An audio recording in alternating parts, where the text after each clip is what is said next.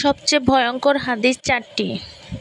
রাসূলুল্লাহ সাল্লাল্লাহু আলাইহি ওয়াসাল্লাম বলেছেন, যে ব্যক্তি অন্যের গুনাহ নিয়ে খোঁটা দেয়, আল্লাহ তাকে সেই গুনাহ না করানো পর্যন্ত মৃত্যু দিবেন না। তিরমিজি 2505 থেকে পাওয়া গেছে।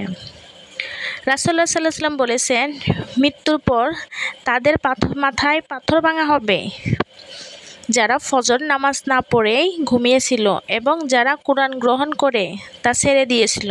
বুখারী 7047 থেকে নেওয়া হয়েছে।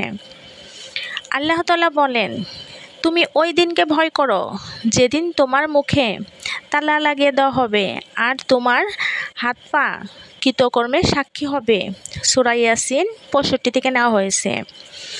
আল্লাহ তাআলা আরও বলেন, আমি ইচ্ছে করলেই সবাইকে হেদায়েত করতে পারি, কিন্তু একথা অবশ্যই সত্য যে আমি জমিনে সবাইকে পরীক্ষা দেওয়ার জন্য পাঠিয়েছি